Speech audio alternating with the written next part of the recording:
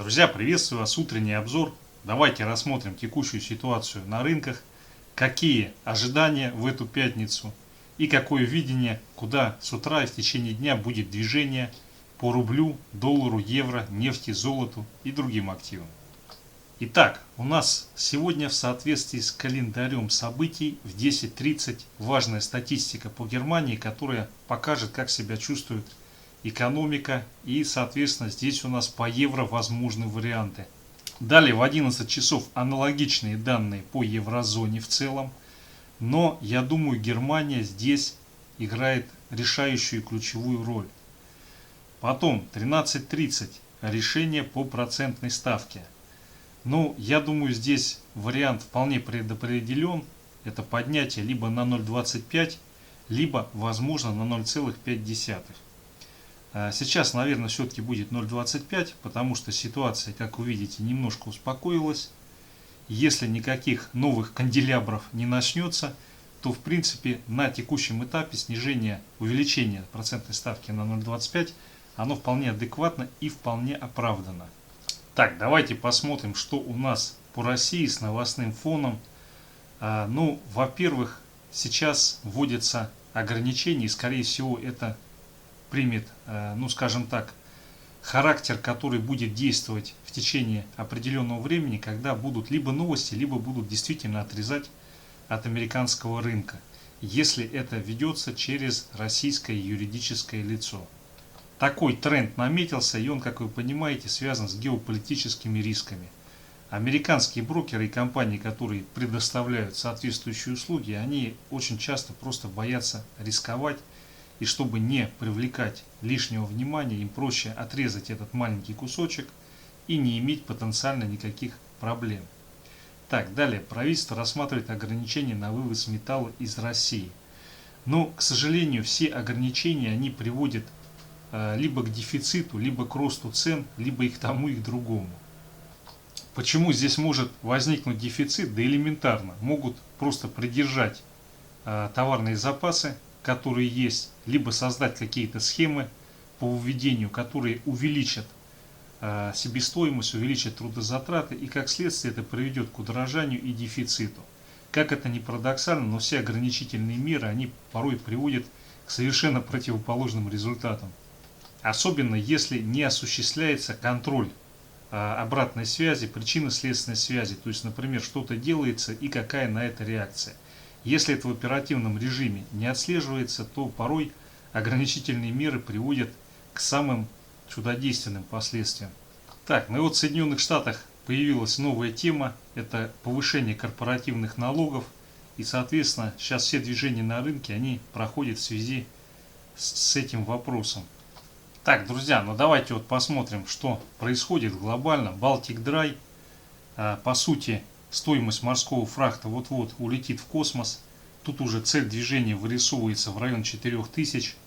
И потом, если придет сюда, то уже вполне может развиться движение на пике 2008 года.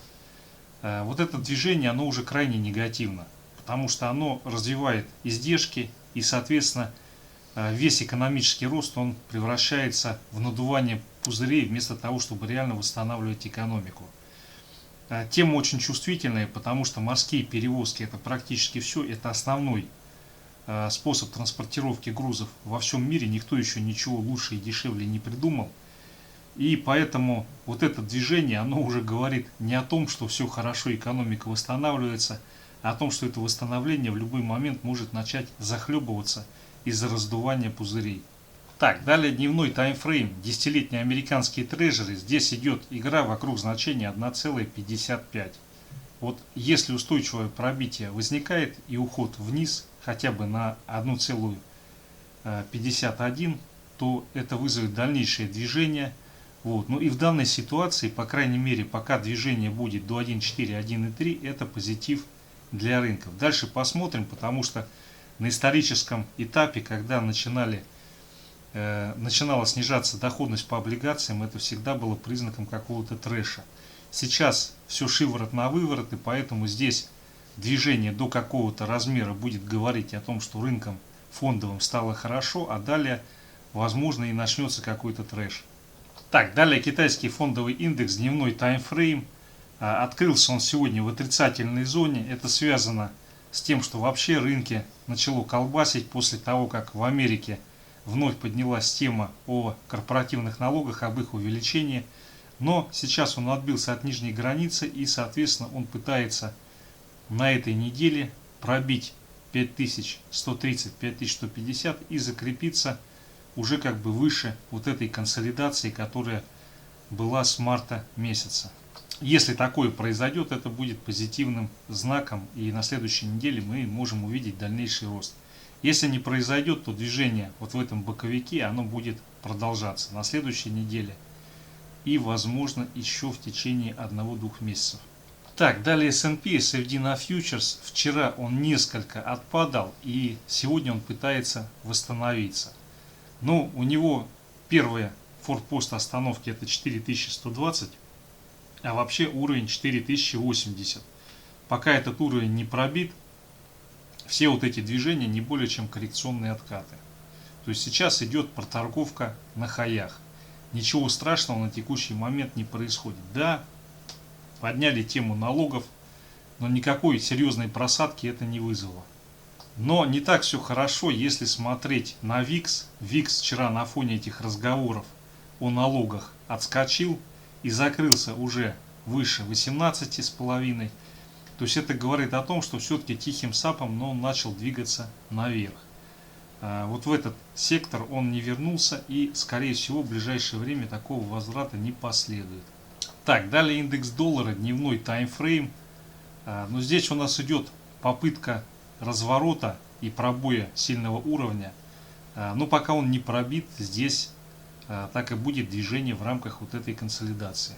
Так, друзья, далее вот по биткоину вопросы поступают. Ну да, биткоин вчера пробил 52 тысячи, и сейчас у него открылось окно возможностей. Цель движения, возможно, даже в диапазон 45-43, вот сюда, вот к этим значениям. Здесь все зависит от того, как закроется сегодняшний день и в дальнейшем как закроется неделя. Если закрытие будет ниже 52 тысячи, то наиболее вероятно, что движение вниз оно продолжится. Но опять же, движение вниз продолжится.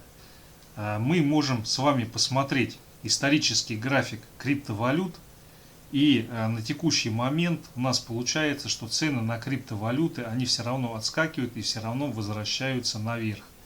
О каких бы ужасах кто бы ни рассказывал. И с моей субъективной точки зрения, даже если сейчас он упадет до 3, 4, 5 тысяч, он все равно потом отскочит и уйдет выше 60 тысяч. Это не потому, что я криптоактивист, это потому, что это появился новый актив, который к себе притягивает интересы, который к себе притягивает финансы. Вот и все. Вот. Не надо думать, что вот там биткоина завтра не будет. Конечно, такие ограничения могут ввести, но здесь, если рассматривать динамику вообще всех ограничений на криптовалюту, они в моменте, может быть, ее как-то и просаживали, но в дальнейшем они вызывали ее рост. Это происходит потому, что это новый вид взаимоотношений, новый вид транзакций финансовых и не только финансовых. И поэтому, как ни крути, эта технология так или иначе, она будет развиваться. То, что говорят там спекулянты надули этот шлаковый актив. Ну, спекулянты надули, но надо четко понимать, что спекулянт, он как катализатор, он не вызывает движения, он увеличивает его амплитуду. Движение возникает в силу фундаментальных причин. Если есть спрос и люди во что-то верят, то при ограниченном предложении стоимость этого будет расти. Никуда от этого не деться, это закон экономики, который будет работать всегда. Так, друзья, меня упрекают, что я перестал вот эту штучку по фьючерсам, по ней рассказывать. Давайте посмотрим быстренько. Так, друзья, начнем с РТС. Здесь, невзирая на все невзгоды, по РТС ставка на рост сегодня по индексу РТС, по фьючерсу. Но я думаю, сейчас, возможно, все-таки будет движение вниз. Потом к обеду мы отскочим. Ну и закрытие должен быть фиксаж, потому что пятница. Так, далее Сбербанк. А вот по Сбербанку юрики сделали ставку на то, что Сбербанк будет проседать. Газпром, здесь также ставка на коррекционный откат, на движение вниз. Норникель, тоже ставка на то, что Норникель будет проседать. А рубль-доллар, ну здесь нету четкого понимания, куда пойдет. Здесь боковик, и с утра сейчас будем определяться. Евро-рубль, ставка на отскок евро и рост евро против рубля. Евро-доллар, здесь вообще какая-то чудесная ситуация, то есть ставка на то, что евро к доллару будет снижаться. Но на самом деле это в целом соответствует той ситуации, которая сейчас по индексу доллара, но это несколько противоречит иным вещам, которые есть на нашем рынке. Так, нефть. По нефти ставка на коррекционный откат. Серебро также ставка на просадку. А золото тоже что-то вообще сегодня все хотят позакрывать, все поспускать. Так, друзья, давайте начнем с евро-доллара. 4-часовой таймфрейм. Но здесь у нас по 4-часовику все отлично. Евро отбился. Не произошло закрепление. Вот видите, даже прямо четко 1.1991. Что как бы, ну, не часто бывает, когда вот именно ровно от уровня идет отбой. И сейчас здесь развивается движение. Цель этого движения, первая цель 1,2041 и потом движение на 20,68. Ну и тестирование пробой перехая. Соответственно, вот это движение не получит развития, если все-таки будет пробитие 1,1991. Если пробоя нету, будут здесь тарить и гнать наверх. Если пробой будет, откатываемся на 19.46, 19.50. Так, друзья, далее нефть, дневной таймфрейм. Но вот как раз эта неделя, она будет во многом показательна. Преодолеет, не преодолеет 66.25 и закроется выше или ниже. Сейчас, на текущий момент, вот вчера у нас произошел отскок. Сегодня вопрос в выполнении вот этой цели и закреплении над сильным уровнем. Юрики делают ставку российские на форсе на просадку нефти. Но сейчас, если переходить на часовой таймфрейм, я думаю, все-таки больше вероятность того, что этот уровень будет сделан и пойдет проторговка в этом диапазоне. Это не реализуется, если возникает коррекционный откат и пробитие 65,1. Пока этот уровень удерживается, я думаю, будет движение продолжаться вверх. Ну и совсем слом всей этой конструкции произойдет, если будет откат и пробитие 64,5. Так, друзья, далее золото, дневной таймфрейм. По золоту интересная ситуация, потому что здесь сегодня, на этой неделе, будет решаться вопрос. Оно здесь остается и потом идет выше, либо оно дошло до очередного максимума и отсюда будет развиваться существенный откат вниз. Так, ну вот если переходить на часовик, то у нас получается пошел коррекционный откат. Первая цель это 1785. Если мы ее сейчас пробиваем и начинаем под ней торговаться, то следующая цель движения это тестирование 1780 и потом тестирование 1776. Вот если на этой неделе, то есть сегодня, будет пробитие 1776, это будет не очень хорошо. Потому что в этой ситуации весьма вероятно пойдет более глубокое движение вниз, у которого следующая точка остановки это уже 1766. Сейчас все зависит от того, будет не будет преодолен уровень 1785. Если он не будет пробит, то мы по золоту сегодня будем консолидироваться в диапазоне 1790-1785. И в этой ситуации, если этот уровень не будет пробит, возможно уже сегодня будет отсюда задерг и движение на 1795. Так, друзья, далее рубль-доллар, USD Tomorrow, дневной таймфрейм. Но смотрите, я думаю, все-таки вот этот уровень 75,3, он ключевой в данной ситуации. То есть ниже доллару уйти не дадут, а рублю укрепиться. И поэтому сегодня, я думаю, более вероятно движение вот сюда на 75,8. И в случае пробоя пойдет попытка взять и 76,2. Да, остается вероятность того, что будет откат, пробитие 75,2 и уход на 74,5 или 74,6. Но для этого нужен хороший рост в нефти. Так, ну и вот часовик. часовик у нас указывает на то, что пошло движение на рост доллара. И на сегодня цель движения 75,8 наиболее вероятна. Сценарий этот на сегодня отменится, если будет коррекционный откат и пробитие 75,2, 75,1. В этой ситуации мы уходим искать цель на 74,5. Такой сценарий мне видится менее вероятным. Скорее всего сейчас с этого значения пойдет движение наверх. Так, друзья, далее евро-рубль, дневной таймфрейм. Но здесь, как вы видите, вот эта буферная зона 90-35, 90,6, она выступает бронеплитой и не дает падать. Соответственно, от этого уровня сейчас идет движение, цель его подняться на 91 и закрепиться вот здесь 91, 91,2 в этом диапазоне. Вообще цель движения на 92, но сегодня без потрясений, я думаю, 92 делать не будут. Вот, поэтому здесь больше вероятность движения сюда, но если сейчас движение сюда не пойдет, а будет пробитие 90,6, то тогда, скорее всего, действительно на этой неделе мы закроемся в районе 90,5.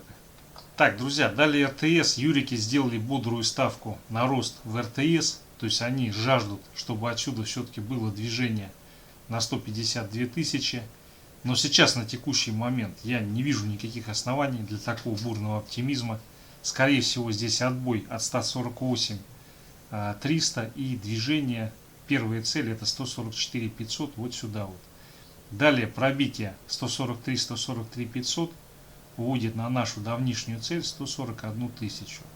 Вот. Ну и пока здесь 139 500 138 тысяч не пробито, все это будет выкупаться и будет отсюда происходить попытка нагона на 152. Но сегодня, я думаю, скорее всего будет откат на 145, возможно даже пониже 143 500.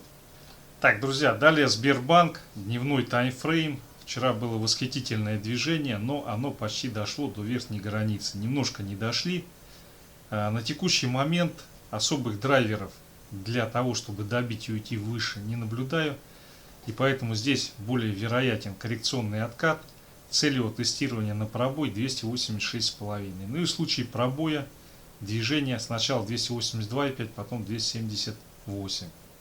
Если таки произойдет чудо и 296 будет пробито, то в моменте могут сделать 300. Но мне такой сценарий кажется на сегодня маловероятным. Так, друзья, далее Газпром, дневной таймфрейм. Вчера был ложный пробой, но этот ложный пробой откупили. И здесь он закрылся даже чуть-чуть повыше, чем то, что было накануне. Вот. Но это говорит о том, что по Газпрому удерживают позиции, их добирают. И так или иначе, в ближайшее время, если не возникнет никаких потрясений, все-таки будет попытка пробить 238,2. И в случае пробоя следующая цель 256. Так, ну переходя на часовик, здесь, если у нас с утра не развивается сразу движение, приводящее к пробою 229, 228,5, то весьма вероятно, либо какая-то просадочка будет небольшая, либо может быть сразу движение разовьется на 235. Но с учетом вообще как бы негатива, который имеет место быть сегодня на утро, и плюс то, что юрики сделали ставку на снижение Газпрома, возможно будет какое-то коротенькое движение, даже пониже вот этого уровня 228, вполне могут продавить и на 227,1. Вот здесь, если будет пробой этого значения, тогда разовьется более глубокий откат на 221-220. Вот. Но в любом случае, если не будет закрепления после пробоя, то его будут вытаскивать и пытаться свозить наверх. Но это уже, скорее всего, будет история не сегодняшнего дня. Сегодня, наверное, все-таки с большей степенью вероятности по Газпрому мы получим боковик. Так, друзья, далее вопрос был по Лукойлу. Давайте для разнообразия рассмотрим Лукойл. По Лукойлу отличная ситуация. Здесь идет движение вверх. Первая цель это 6100 и потом 6250. Вот. Если будет коррекционный откат и не происходит пробитие 5830, то все эти откаты будут выкупаться и будут стремиться в ближайшие дни его свозить с целью переписать вот этот максимум. Если здесь все-таки возникает пробой, то его откатят на 5500. А по часовому таймфрейму пошло коррекционное движение вниз, но если на открытии не будет пробоя 5950, то вот это все движение его откупит и попытаются его свозить уже в первой половине дня на 6100. Если здесь возникнет пробой, его поведут сначала на 5880, потом вот сюда вот тестирует 5840. Ну и поскольку пятница, скорее всего, боковик и в конце дня вниз чуть-чуть хотя бы. Друзья, это все основные инструменты. Спасибо за внимание. Успешных торгов. Счастливо.